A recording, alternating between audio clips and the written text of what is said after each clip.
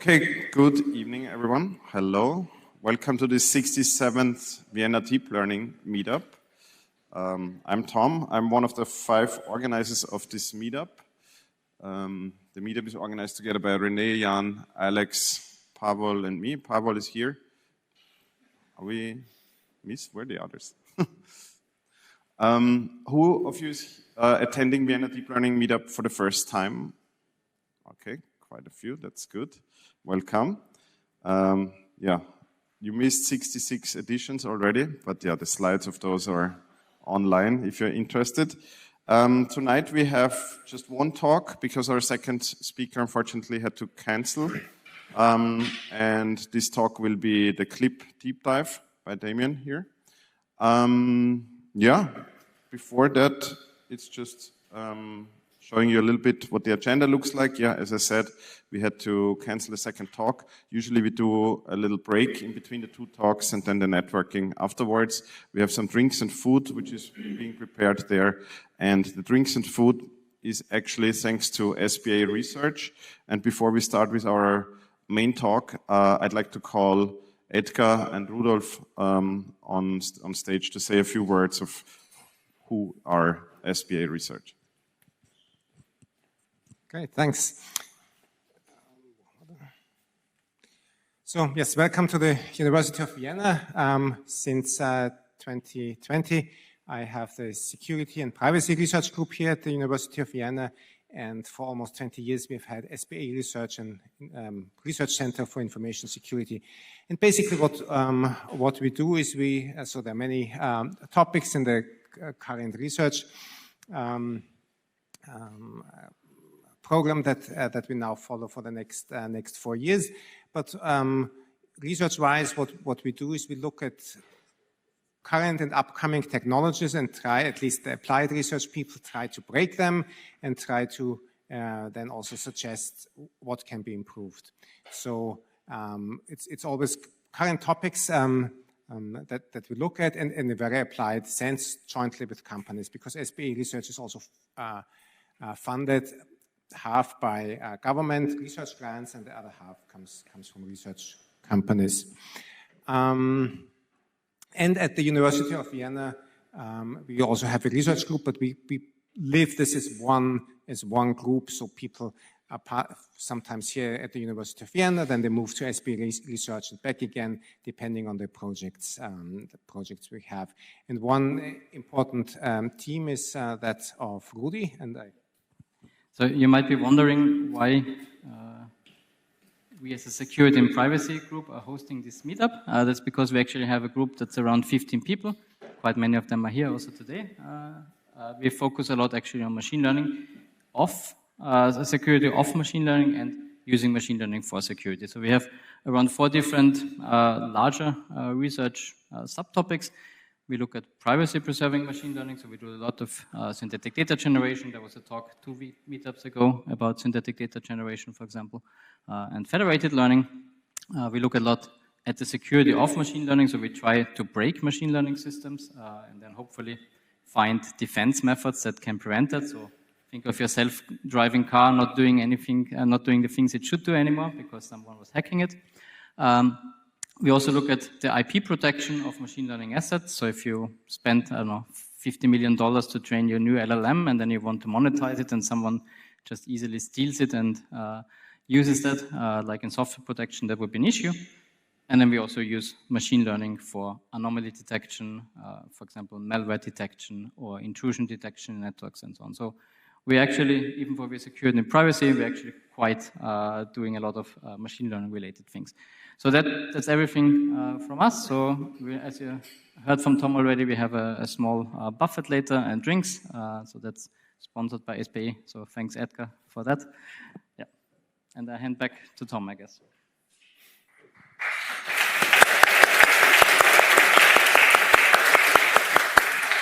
Thank you, Rudi. Thank you, Edgar. Yeah, it's great to be here with all of you tonight. And we are all very curious and interested about clip embeddings and a deep dive into it. Yeah, we can talk more in the networking part later. I guess some people are really active researchers or active users of deep learning in one way or the other. That's why we're here. That's why we created this meetup. And it's always nice to hear insights about applications of deep learning. But tonight it's really a deep dive into what are clip embeddings. And yeah, I welcome Damian Stewart here that gives us this deep dive. Cool. Thank you. I'm very pleased to be here.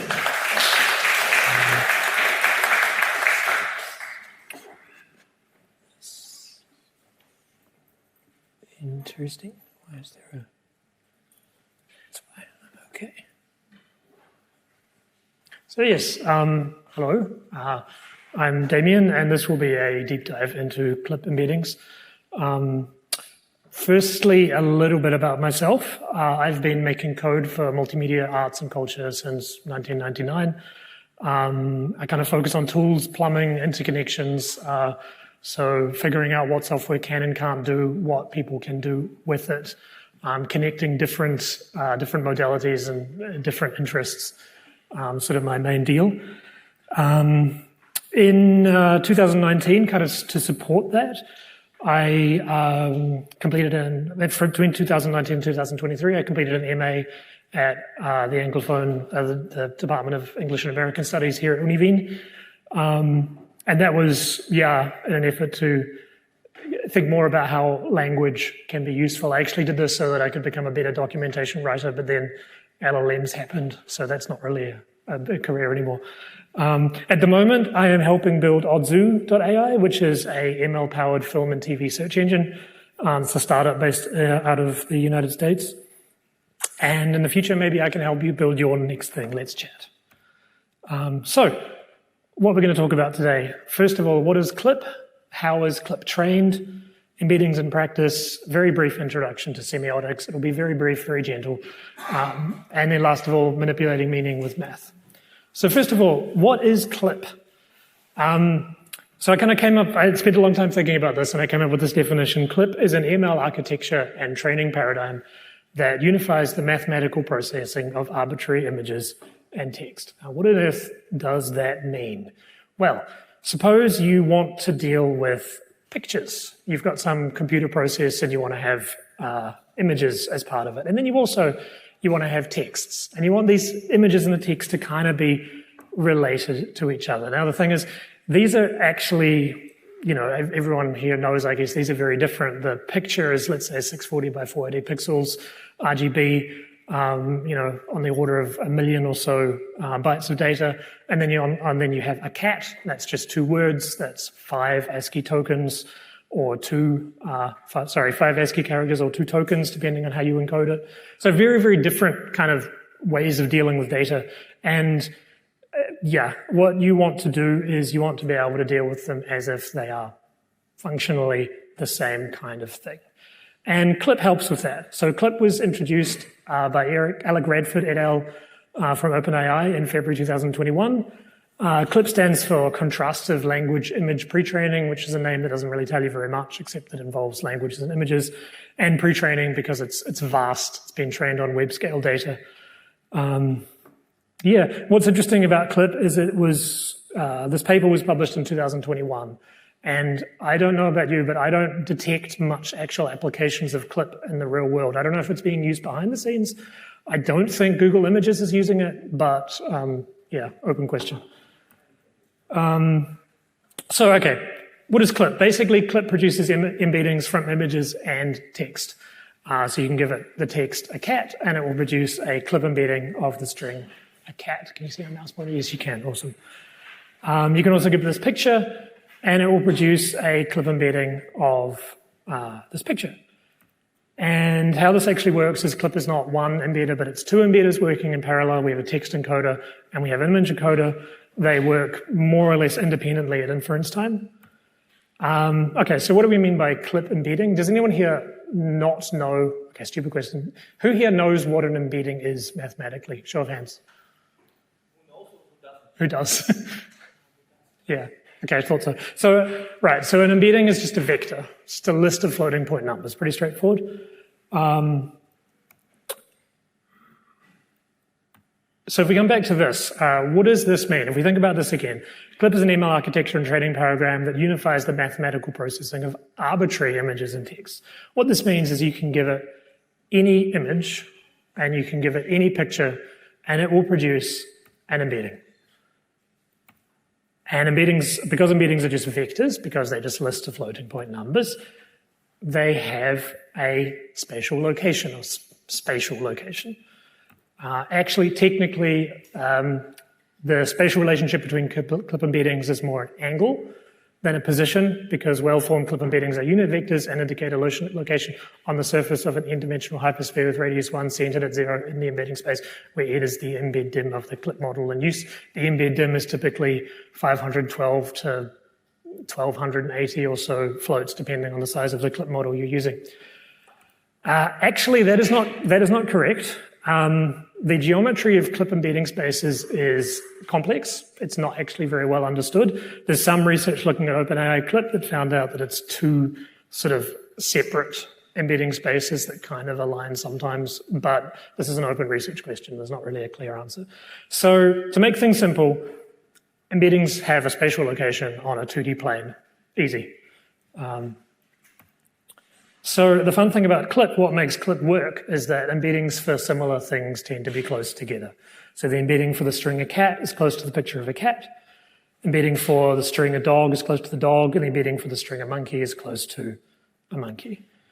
And because CLIP operates on arbitrary images and texts, the embeddings for the string Gadza and Kitty are also close to these, and the embeddings for these two fluffy dogs are close together. And I've added a banana here because, you know, probably, maybe, the embedding for banana is going to be close to the embedding for monkey. Maybe. So maybe you can already detect a sort of a problem here, which is this little weasel word, similar. What on earth do we mean by similar? That's sort of going to be the topic of the rest of this talk.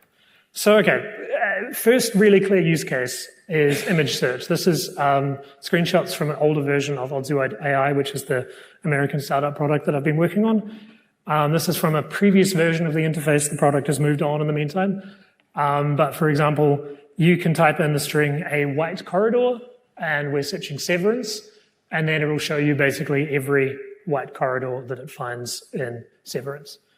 You can type in plants, and it will show you plants. Well, mostly it starts falling apart sort of here, and then here we've got some text. So it's not perfect, but like a lot of machine learning, it gives you really solid results for the first handful of outputs.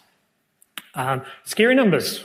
I mean, okay, we're still searching only in severance, so these are numbers, and I don't know, is that a scary number? Maybe. A romantic lunch. Now we're searching in 80s movies. These are all of the romantic lunches that our system was able to detect in the database of 80s movies. So, you know, it works actually really well, most of the time.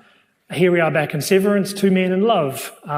If you've seen Severance, these men are actually in love. They are definitely not.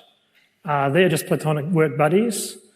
But, so what's happening here is two men is being picked up and actually shown really well, and love is being interpreted in sort of different ways. CLIP doesn't really interpret, it just, more on that later. A man in a flowing leather jacket. Yeah, these men are sort of kind of in jackets. One thing we found that we had to add in order to be specific with Odzu is title selection. So I wanted particularly man in a flowing jacket from The Matrix. And you can see some men in flowing jackets here. There's a lot of confirmation bias when you're dealing with this sort of stuff. I don't know if anyone's practically worked with CLIP. It's very, very difficult to tell whether you're actually getting good results or whether you're just getting, whether you're over-interpreting goodness into the results. And then there's just basic straight-up failures. For example, if you search a man, you get, in our particular case, we fine-tuned CLIP, and our fine-tuning regime ended up with Alan Rickman as a top result for the man, Whitman, Mayo, the man in the iron mask, etc. So, you know, it's not perfect, but it works most of the time. Okay, how does this work? If you can remember that embeddings for similar things tend to be close together, this should be fairly obvious, I guess. We're using, so the way you use this is cosine similarity. If you can remember, clip embeddings are vectors, which means they have an angle between them. And you can use the cosine formula basically to figure out what the angle is, and that tells you how similar the vectors are. So because well-formed clip embeddings are univectors, length of A and B here is 1. So cosine similarity works out to simply be the dot product between the two vectors, and that's super efficient and fast and fun to work with. Okay, searching for a cat, check the cosine similarity between the embeddings. Here, these are very similar, so it's going to be 0.95. I've made these numbers up, these aren't real. Similarity here is 0.75, and similarity here is 0.6. Cool, it works. It also works image to text, text to image, and text to text. So you can go from a cat to kitty, you can go from this fluffy dog to this fluffy dog, you can go from this fluffy dog to this string the dog, any direction you want. And again, though, we have this kind of problematic concept of similar. What on earth do we mean by similar? Okay, to answer that, I'm going to start by working through how CLIP is trained. So according to the paper, the CLIP paper, CLIP jointly trains an image encoder and a text encoder to predict the correct pairings of a batch of image-text training examples. Jointly trained, so if you remember, CLIP is 2 text encoders. At inference time, they work in parallel, and at training time, they're trained simultaneously. And we're working on pairings of image-text training examples. So the training data looks like picture, string, picture, string, picture, string, with enormous, enormous data sets. And how this works in practice. Okay, so you take these strings, you push them through the text encoder, take these images, you push them through the image encoder, and that produces text embeddings for the strings and image embeddings or embeddings for the images. And then we use something called info-NCE loss, which is a contrastive loss, which, so the way it works is it tries to pull similar embeddings together and push different embeddings apart. So dog and dog are pulled together, and cat and this picture of a dog are pushed apart, and monkey and picture of dog are also pushed apart. This happens over the whole batch of images, and as you train, so this is the initial output of the model. The embeddings are sort of all over the place and don't really have much relationship to each other. As you train, the embeddings get closer together, assuming your training is working properly. This is kind of the ideal output state for a CLIP training. And this happens at web scale. So OpenClip L, H, and G are trained on Lion 2B, which is 2 billion images. That is a lot of images. It's basically the entire internet as of 2 or 3 years ago, I think. And the training data is images and the alt tags. We'll have a look at that a bit later. So OpenAI's CLIP is trained on giant question mark. Nobody knows because OpenAI isn't as open as their name suggests. So, one of the main use case that the CLIP authors presented in their paper was zero-shot classification. You've got this picture, you've got these 3 classes, cat, a dog, a cat, a monkey. Question, which is this? So because embeddings for similar things tend to be close together, and we've got these similarity scores, dog 0.7, cat 0.95, monkey 0.55. This is a cat. And you can do this with arbitrary training strings. So this is a slide black cat licking its whiskers, or a fat fluffy grey cat with sad eyes meowing, or Garfield the cat. And it's just an example of what the code looks like. This is using mobile clip 2, and the scores, as you can see, are actually pretty low. This is just a quirk of mobile clip. So the similarity score for the slide black cat clicking its whiskers is 0.19. For a fat fluffy grey cat with sad eyes meowing with hunger, 0.27. Garfield the cat, 0.22. So it's actually able to capture a lot of information pretty well. There was a research paper that came out a year ago that said that basically this the number of tokens that Clip can successfully attend to is about 20 out of the whole 77 input. So this is a fat, fluffy grey cat with sad eyes meowing with hunger. All good.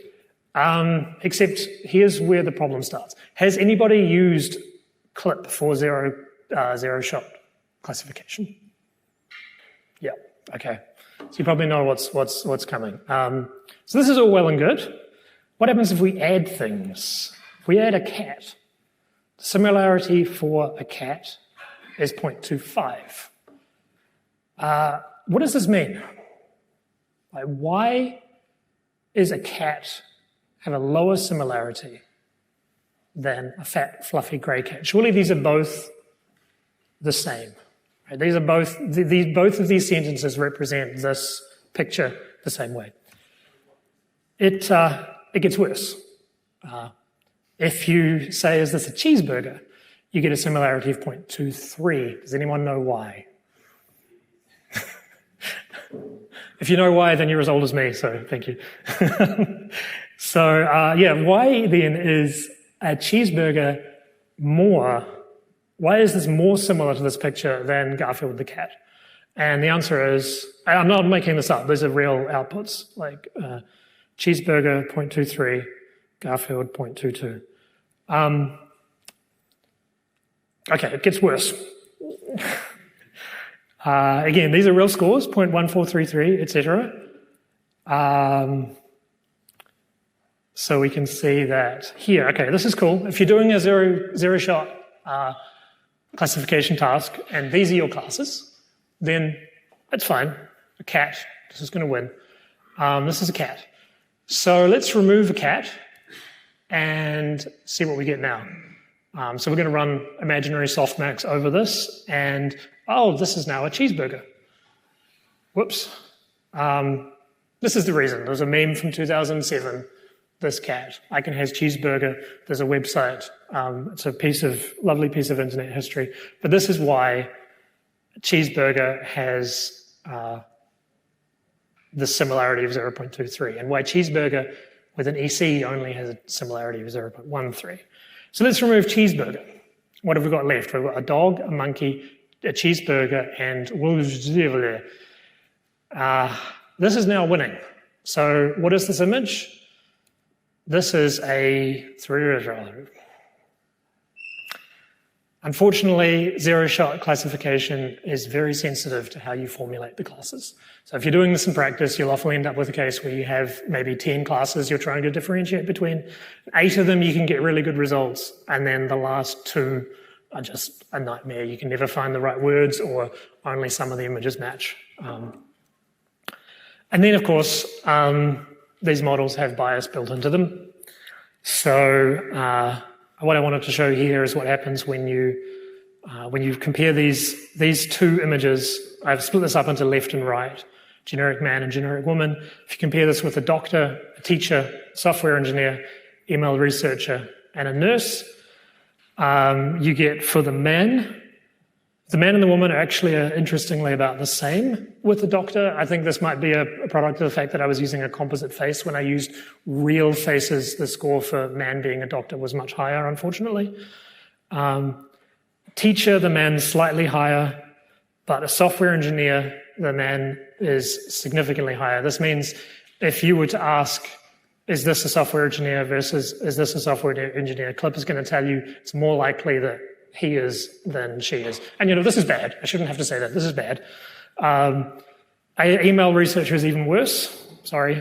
And a nurse is, of course, you're much less likely, according to Clip, to find a male nurse than you are to find a female nurse. Okay, so why on earth is this happening? Why do we have these kind of weird results? And to explain a little bit, I'm going to give you a very, very brief introduction to semiotics. This is drawing back to what I learned when I was spending this 4 years getting this degree in Anglophone literatures and cultures, which is kind of the theoretical background of meaning. And this is something that I find a little bit lacking sometimes in discussions about machine learning and AI and multimodality. This is why I wanted to give this talk today.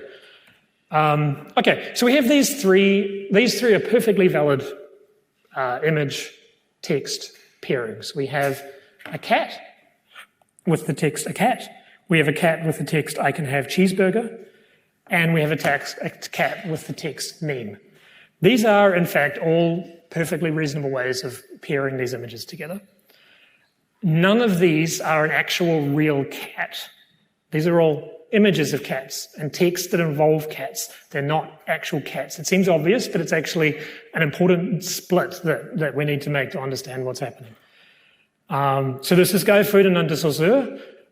He was a Swiss linguist working in the late 19th century, and he came up with basically what is known as structuralist linguistics, and that's the basis of pretty much all theories about meaning that have been developed over the last 100 or so years. He came up with this idea of a linguistic sign. It's not what you'd expect, so pay attention. I'm trying to be clear about this, but yeah. A linguistic sign is composed of a signifier and a signified. In this case, the signifier is this text, a cat. Saussure called it a sound image. He was trying to get away from speaking about it in terms of language or words. It's a particular set of linguistic things that we use to denote a cat. And then you have the signified, and that is the thing that the words are talking about. And the thing is, and this whole thing is called a sign. So the sign is the combination of the signified and the signifier. And this goes in both directions. So if you've got the text a cat, then you can come to the notion of, you can come to this concept of this cat, this picture of a cat. And if you have a cat, then you can, from that, arrive at the word a cat. You can also arrive at any of these other words. And remember, this is as opposed to an actual real-life cat out in the world doing cat things. It's not a photo. It's not your idea of a cat. It's an actual real cat. So on the left, we have the sign that has something to do with cats, and on the right, we have actual cats. These are separate. Basically, there's an unbridgeable gap between the sign and the real thing, and Clip's weirdness as a result of this gap. When we ask it, for example, is this a cat or is this a cheeseburger, we're asking Clip, from your training data, how often did this, how likely is it that this signifier and signified combination is going to exist versus a cheeseburger? How likely is it that this signifier and signified connection is going to exist? So linguistic signs are arbitrary and defined by culture. That means it doesn't have to be a cat. It can be anything at all. And it doesn't have to be this picture. It can be anything at all. It doesn't matter. Culture defines it. Linguistic signs are also structurally related to each other. So this is a picture from his original paper. The idea of teaching is connected to teacher. It's connected to the noun we teach. It's also connected to learning and education. You can find all of this in Clip as well. And that's where Clip becomes interesting. Clip gives us mathematical handles for signs. So we have all of these things, and we have all of these numbers. We have all of these relationships. And they all seem a bit messy and weird, like why are we getting this and why are we getting this? And it turns out it's fine. Clip is doing what we told it to do. We told it to look at the entire internet and build a representation of that, and Clip was like, cool, there's all these signifiers and all these signifieds, I'll jam them together. Problem solved. Except, not the bias, that's bad, that sucks. Except, again, this is Clip doing its job. The bias is out there, unfortunately, and so Clip has just represented it. So we can do math with signifiers. This is something that I stumbled upon when we were trying to figure out how to make the Ozu image search better. So for example, we had a Clip model at some point. One of our fine tunes produced a model where when you asked it to give you an image of a man, the man always came from these classic Japanese films for some reason. So what I figured out is that you can, in fact, we're encoding the prompt an image of a man, And then we're encoding the prompt Japanese, and both of these give us a clip vector. And if you just subtract the embedding for Japanese from the embedding for an image of a man, you get images of men that aren't Japanese. And you can extend that, because these are all close-ups, and we trained our model to respond to cinematography terms. You can also subtract close-ups, and now you get images of men that are not Japanese and are not close-ups. And this basically just works. Sometimes it's a bit funky, but it generally always works. You can always start with a search and then use subtraction to refine it and change what you want. Another example, a person running in front of trees. There's a lot of winter in these. I don't want winter, I want summer. So subtract winter. And now it's giving me these, which aren't really men running in front of trees anymore, which means I've taken off too much winter. So it turns out you can just scale winter. And haven't scaled it enough here because we're still getting some winter. So let's scale it a bit more by 0.3, and there we go, man running in front of trees. Not too many of these weird ones here. And yeah, that's basically what I want. Okay, and I don't actually want it to be a forest. I want it to just be trees. So I can subtract forest, except again, this is too strong because I'm now getting like this guy here running on concrete and this guy here where there's just a tree behind him and whatever's going on here. So again, we just downscale forest a little bit, and now I've got a man running in front of trees exactly like I wanted. I haven't seen any product in the world that does this. So this is I think a really interesting, or there's an interesting opportunity to think about how to design a user interface that will unlock this kind of capability of clip or of image search, of vector-based search in general.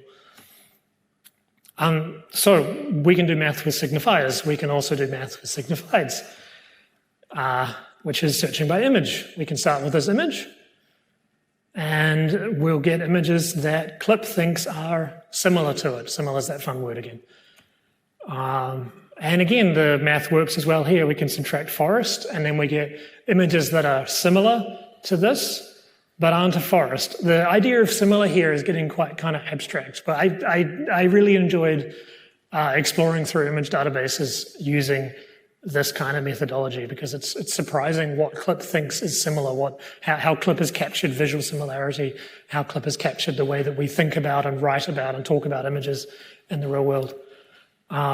Bit too much forest, so let's have a bit less forest, and now we're still getting this kind of lovely summary coloration, but it's not quite so dominated by these forest shots.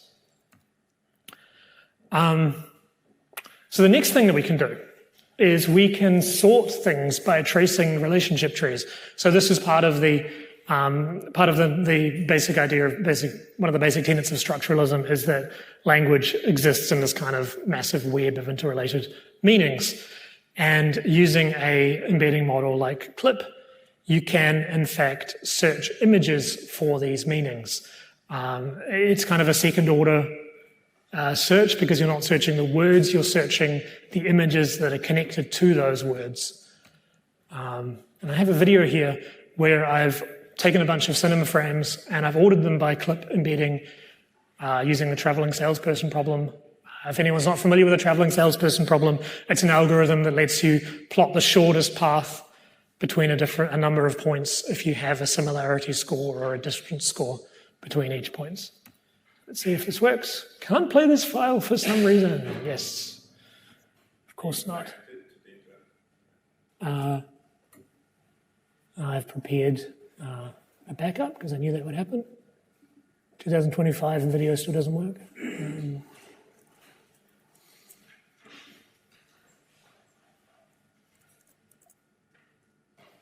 So this is just going through a bunch of random cinema frames, one by one, hopping from one to the next based on clip similarity scores.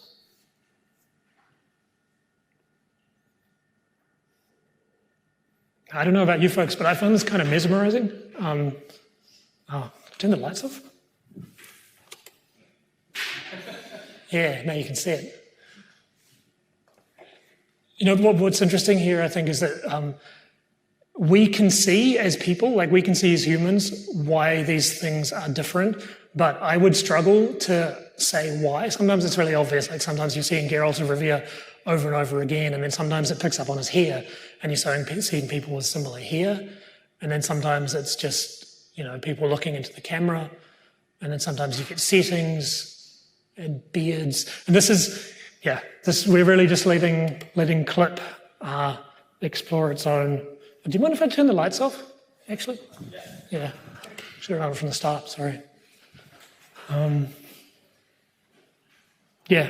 So this is actually pretty straightforward to implement. It's a bit processor intensive if you have a lot of images. But so what you've got here is a semantic search between images. You've got I've never seen this in a product either, is, you know, I have this collection of images, show me them in order of meaning, like show me them in order of how the images relate to each other one by one. I'm actually working on a open source web-based image browser that will kind of expose this, but I'm not a front-end developer, so it's slow going. Yeah. So the last thing I kind of wanted to talk about a little bit was binary opposition. And binary opposition is a really important concept from structuralist or post-structuralist theory. So post-structuralist theory is what came after structuralism. If structuralism was kind of founded in the late 1900s, early 20th century, and was interested in how language is based on a structure and meaning emerges from that structure. And the post-structuralists came along in the 1950s and kind of were saying, well, what happens if we unpin the structure? What happens if we say that, you know what, actually the structure is also not fixed. The structure is also something that gets built later on. So one of the important ideas is binary opposition. There's this guy, Jacques Derrida, who's very important in post-structuralist theory. You've probably heard of deconstruction. And he pulled this idea out of de Saussure, which is that language, in language, especially in Western language, ideas tend to come in pairs of binary oppositions, and where one of them is kind of culturally dominant and the other one is defined in terms of it. I don't know. I'm not at all saying this is a good thing. This is kind of a bad thing. But it does seem to be how things are.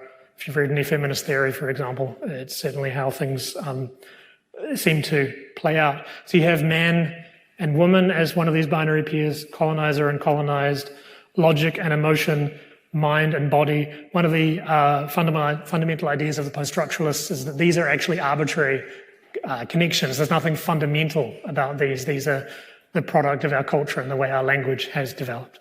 John Searle, who is a famous American non-French philosopher, criticized this as being obscurantist and lacking rigor. The fun thing is we can use clip to say John Searle is wrong. If you search by clip, okay, I'm exaggerating a little bit here, but please bear with me. If you search by clip embedding distance to the string colonizer, you get these images, which are kind of like, and this is Warhammer. I don't really know why I'm seeing these. And if you search for colonized, you get, I don't really know why I'm seeing this either. However, if you search by clip embedding distance for both of them at the same time, and you order by decreasing similarity delta, then look at these guys. I mean, who's that if he's not the colonizer coming to, you know, kill some indigenous people and build farms on top of their graves or something. And these ones here, colonized in this kind of abject, miserable decay. I mean, this is perfect. So, you know, is John Searle wrong? Maybe. I think Clip says that he does. And it's been a lot of fun actually exploring some of these results to discover this. So how this is working mathematically, basically I'm getting the text features for colonizer and colonized, pulling out all of the results for each of the two different classes, and then basically just ordering them by subtracting one for the other. So I'm not normalizing anything here, which is sort of breaking one of the conventions of machine learning and question. I mean, I'd be interested in discussing with someone if that makes this whole thing invalid. I don't think it does. I think it's getting more of the actual raw activations of the clip model itself, which is kind of what I'm interested in, really. But yeah, it works. And again, here's another example. Happy? I mean, yeah, okay, some anime people, and she doesn't look very happy. And sad? I mean, I don't know why he's coming out of the ground, but he certainly doesn't look very sad. And I don't know why he appears twice. But then if we search by decreasing similarity, I mean, look at these guys. They're having a blast. Hey, this is the happiest images I've ever seen. And these guys here, they're all very miserable. Poor old Willem Dafoe. These are all coming from Lion Aesthetic, which is a subset of Lion, which is filtered by aesthetic score. I didn't try this on full Lion because I don't have full Lion. So this idea of focusing on just the raw probabilities is possibly a little bit problematic, possibly a little bit vague, but it does tell us some interesting things, I think. Like, for example, here we have a doctor, a teacher, software engineer, ML researcher, and a nurse.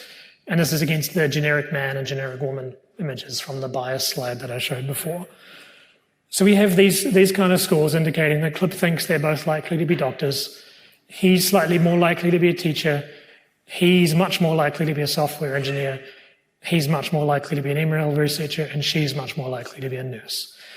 If you say instead a male doctor, or a male teacher, or a male software engineer, a male ML researcher, or a male nurse, versus a female doctor, a female teacher, a female software engineer, a female ML researcher, and a female nurse, then you end up with some raw numbers on the bottom here, which I think might be worth comparing. Because if you think about how Clip works, Clip is taking these pixels as input. There's a bunch of layers that are activating based on based on the features that have been trained to identify. And then these are all being output and finally pushed out as probability scores right at the very end. You're basically, these numbers represent how much the Clip model has got excited about the input that you're giving it. So if we've got the idea that a male nurse has an output similarity score of 0.1766, whereas a female nurse has an output of 0.1809, these are pretty close, but it is telling you that Clip still thinks a female nurse is generally a more likely thing to happen than a male nurse. Or here, the score for female ML researcher, 0.18, is still, in fact, lower than the score for male ML researcher. That sucks sort of a second order. But yeah, like I said, this is just something that I've been playing with, thinking about. I'm not necessarily sure if there's something here. If there is something here, let's talk afterwards, because I'd love to dig into it. Yeah. So that's all I had prepared. So what are the kind of next steps here? For the industry, I think Clip clearly has numerous user-facing capabilities that remain untapped. There are some challenges there. For example, how do we build user interface for this embedding math? How do we make it so that people can multiply embeddings by scalars? And how do we make that user-friendly? How do we build UX for binary opposition pairs? I mean, you saw how much better the results were when we introduced a kind of a negative binary pair to the search. How do you do that in a user-facing product? And interesting question, does this work for other embedding models? I don't know anything about text embedding models at all. Maybe this works here as well. And then from the research side, What other things might post-structuralism and web-scale ML have to teach each other? If you have someone who is, if you're able to take insights from the history of the theory of meaning that have developed over the last 100 years in the humanities, and then bring these to computer science, to machine learning, and vice versa, what might happen when these departments get together? I don't know how often this happens in real life, to be honest. I would hope that it happens often, but I get the feeling, based on reading the way that words about meaning are used in the ML literature, that this doesn't happen very often. And I would love for it to happen more, because I think there's some really exciting places that ML and post-structuralist theory could take each other. So yeah, to what extent does CLIP's behavior, or really the behavior of any kind of ML model, support these ideas of post-structuralism, like the language is arbitrary and based on binary opposition and changes over the time. All of the kind of key tenets of post-structuralism that I don't have time to get into, but it's all very complicated and there's lots there. Yeah, so if any of this sounds like something you'd like to explore, let's talk. So, thank you.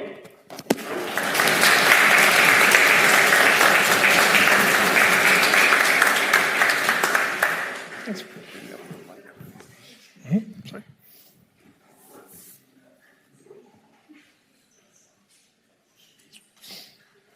Do you hear me? Yep. Yeah, thank you very much, Damian, for this enlightening talk. Literally the deep dive into CLIP embeddings. It was really a nice journey through how everything works and how you use it and how you do this mathematics and subtractions and everything. I actually have directly we open the floor for questions now, and if I may ask a first one, because you showed the example of male and female nurse and ML researcher. Is there investigation how this works in other languages, where the male and female differentiation is more subtle, like in German, for example, where it's Lehrer and Lehrerin? It's just 2 letters difference, and like in Spanish, it's just, I think, 1 letter at the ending that is changing. Do you know anything about this? I don't know anything about this. It sounds like a great research project. Yeah. Okay, we open the floor for questions, and we have one here, another one there.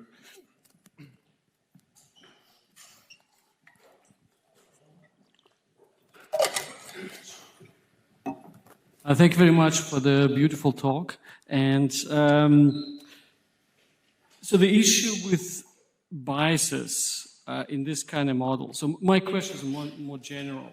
Do you think as the amount of the training data goes, they will itself average out, or is there something you can do to do quality control on a data set of that size to really see which biases, if you, let's say, you already know what biases you're looking for, male, female, something else, and you want to really see it, and is there a way? I mean, potentially, yeah. If you could indeed feed enough data in to eliminate bias, if you could, for example, I guess you're thinking about generating like billions of images of whatever it is that you're trying to counter. Like if there's a bias for male doctors versus female doctors, you would generate lots of images of the class which is underrepresented, and feed that into the training data. Is that sort of what you had in mind? I think what I was asking is there a way computationally to spot those biases in the data set if I know what I'm looking for before I start chugging in and finding it by, well, accident? Well, yeah, I mean, this is why I brought this slide up, because the thing is that in order to spot this, you'd have to be able to spot whatever the cheeseburger equivalent is for male and female nurses. Male and female doctors. You could probably make it better, but you're probably going to have a problem of the variety of the data, because one of the reasons that CLIP works at all is that it is trained on a vast amount of data. I mean, and the data is weird as well. If you look, for example, I'm actually showing the These are the captions that CLIP would have been trained on.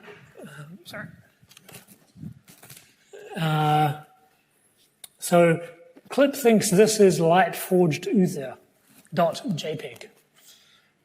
CLIP was informed that this is Space Marines Warhammer 40k WHA art, Cyrillic words that I can't read. It thinks that this is test romance of the 3 Kingers 13 None. Nevertheless, when you say colonizer, it's pulled these 3 out. So what I'm trying to say is that this is, yes, you can probably improve the situation, but because we're dealing with language, and language is kind of infinitely variable and infinitely shaped and infinitely recombinable, you're basically going to struggle a lot to systematically eliminate bias completely. There's always going to be some way that someone can jailbreak it, so to speak. Two deep learning meetups ago, there was a talk by a security researcher who was basically saying that LLMs, for example, there's no way of patching LLMs because they use language. So if you open up an LLM to your end users, there's always going to be some way of breaking it because it uses language, and language is infinitely variable. So short answer, you can probably make things better, but you can't fix. You can probably detect things up front, but you can't really eliminate, and it will take a lot of resources to make a dent in it. And even then, your dent is not going to be, it's not going to be 100%. Yeah. Thank you. I have a question here. Yeah. Hi. Okay, good. One small question first. The text was pre-embedded, so like was it trained first on some other text? You mean? No, the text is just fed straight in as raw text. I have a lot of slides. Oh boy. My question is it you already have the embedding of the text, and then you're trying to find the embedding of the image to make it closer to the embedding of the text, right? So in the training process, actually they're both trained at the same time. So the InfoNC loss will be pulling the text encoder's weights in such a way that this embedding for the text dog is similar to this embedding for this image of a dog, and at the same time it's pulling the image encoder. So the two encoders get pulled towards each other. This is what this idea of being jointly trained means. You train both of them at the same time. So the question is, if you know how things like Colbert, for example, working, oh my God, this doesn't work. So if, for example, the way that Colbert works, where it's not really making it similar, but more like you have a query and the answer and some nice calculation eventually with the embedding to make it similar to each other, and not making the embedding themselves, I think that could solve the bias problem to begin with, and also maybe even improve the search in general up to make it better. I'm just interested if you consider trying. I'm not sure, to be honest. My feeling is that as long as the embedding, as long as the bias is in the data, if you want to have a goal of user can input any text and any image and get meaningful output, then as long as your training data has bias in it, then your ML model is going to learn that bias and represent it as efficiently as possible. Especially if you think about ML models as being lazy, and basically an ML model is going to find the easiest and cheapest way of encoding a doctor. And if it turns out that you can basically, if you don't mind ignoring some of your data, then it might be easier for CLIP to just collapse male and doctor into the same kind of weight space, and that's just what it's going to do. Unfortunately, I don't really see a way around that. But maybe I've misunderstood what you're talking about, so I might be wrong. Yeah.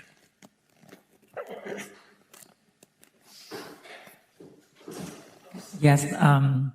Thank you very much for the presentation. So I have a question that is like, clip is already, I can say that like right now for the research field is already outdated a little bit. Because like we have, for example, we have Cyclip, we have Cyclip tools, and they are training on bigger data sets. So the question is like, I'm curious, like, what do you think? Because like right now you're using like the retrain model and you are not fine tuning the clip. So most of the results are like the zero shot you are showing here. I can say that like is more depends on the data set they are training. So that's why it still have some kind of like limitations. So in the future, that it like you think that it like you will focus on building the data set to fine tune it to apply for your web searching, or like you will be focus on different things? Yeah, so I can't give away too much of the secret sauce with Odzu, but we did fine tune clip. We tried fine tuned first conv next clip, and then after that mobile clip, because we were targeting Apple devices. And we were able to, so we built a model that was able to do a very, very high quality classification of images on based on cinematic terminology. So this is this is not using clip. This was just a classical sort of image classifier, large model that we ran offline, and then fine-tuned clip based on the output of that. And we were able to dramatically improve our zero-shot embedding performance on those jargon terms. But you are still always going to have the problem that if you don't pick your class names properly, if you don't pick the class strings properly, you're going to get weird outputs. And we actually tried fine-tuning on Cyclip as well, and unfortunately we didn't actually see much better results. We decided it wasn't worth it. But it's a good question. I haven't kept up with the very latest in clip modeling, but yeah. Yeah, and like for this kind of like input, like have you applied the form engineering to compare? Is it like what is like the difference, and then is it better like without using the form engineering? I'm sorry, what engineering? Prompt engineering? Yeah, prompt engineering. Oh yes, absolutely, yes. This is one of the things that you have to do if you're doing zero shot classification, is you have to prompt engineer each of the classes, because it may be that, for example, if you're trying to just classify a dog, a cat, and a monkey, it may be that the dog works better if you say a fluffy dog, or if you name a particular breed of dog, or if you have a big list of dog breeds and then you collapse them all to one class afterwards. And unless you are fine-tuning your clip model on your own data set, but even then the fine-tuning process isn't perfect, and so you're dealing with the weights of whatever the pre-trained model was, and they're going to have their own weirdnesses that they do, and it's very difficult to eliminate anything. If you need that kind of accuracy and you have a fixed set of classes, it makes a lot more sense just to train a traditional classifier, because then you have full control over everything and there's no kind of weirdness. But then, of course, you can't just give it arbitrary strings. So, yeah. Yeah, and for the last question, is it like, because Glib is like some kind of like the transformer base, and then the transformer is have the limitations about like the token, like the input of the text. So usually it's working, like I can say that like Glib is more working fine with the open vocabulary, but then like it had a lot of limitations for the long text. So for your application like web searching, do you limit it the text input to make it better, or like, for example, if the input user like feed is the longer text, like how you can deal with these kind of things? That's actually the question of the input length is actually a really good one. We had some issues with some of the earlier versions of the search where it worked well if you had 3 words or more. But if you entered 2-word or 1-word searches, which is what a lot of our users were doing, then the clip results would be actually not very good. So there's kind of there's a trade-off between the kind of precision and generality of short answers and also users not wanting to type very much, and then the kind of accuracy and precision of longer answers, but users don't want to type longer answers. I feel like, especially in the product world, these are completely open questions, and maybe this is a reason why we haven't seen a product out in the wild yet, as far as I know, which makes image search using CLIP kind of the primary basis, because you do have all of these weird problems. So. We could take one or two more questions if there are any. Anyone there? I can just would it be a suitable candidate for finding some, I don't know, let's say encoding? Think of optical character recognition to go from an image of text to text. Yeah, good question. I don't know off the top of my head. CLIP can read to some extent. This is why we had. Often, if you do a single word search, you'll come up with CLIP will return you images where that word is in the middle of the screen. The problem with CLIP is, of course, you can't actually go. Okay, I don't know where the slide is. It doesn't matter. You can't go from images to text. So you can't start with a CLIP embedding and output from that directly a text string. I mean, I guess there are models that do this, but I don't know what they are. I actually do have some slides about how LLMs work, which I didn't think I'd have time to do. So maybe this will be insightful. This is how Lava works, at least. I'm assuming it's still basically the same process when you're interacting with ChatGPT. You ask, what is this image? And you give it an image. Your text goes through a tokenizer. It goes into the LLM's text encoder, which produces a embedding that the LLM knows how to work with. Your image goes into a CLIP image encoder or something similar. It might not be CLIP. It might be SIGLIP. It might be some custom internal thing, but it's basically you've got something which has been trained on text image pairs and then outputs an embedding. If we're talking about Lava, for example, there's an adapter layer, and the adapter layer has just been trained so that when it sees this and this together, it outputs something like this is an image of a cat with fluffy grey hair. But CLIP is involved in this. But one thing to realize is the LLM is hallucinating the text. It's not reading from the image directly. It has this embedding of the cat, and then it's been trained that when you get an embedding like this, output text that has cat stuff in it. So it's not actually looking at the image in that sense. Maybe if I may have a look at donut transformers, pre-trained models for text for PDFs to text. Okay, maybe one last question. Okay. Yeah, then let's close the Q&A and thank Damian again. Thank you very much.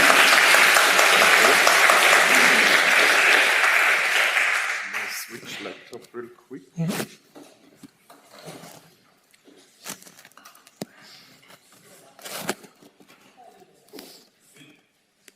We are just minutes away from the networking session.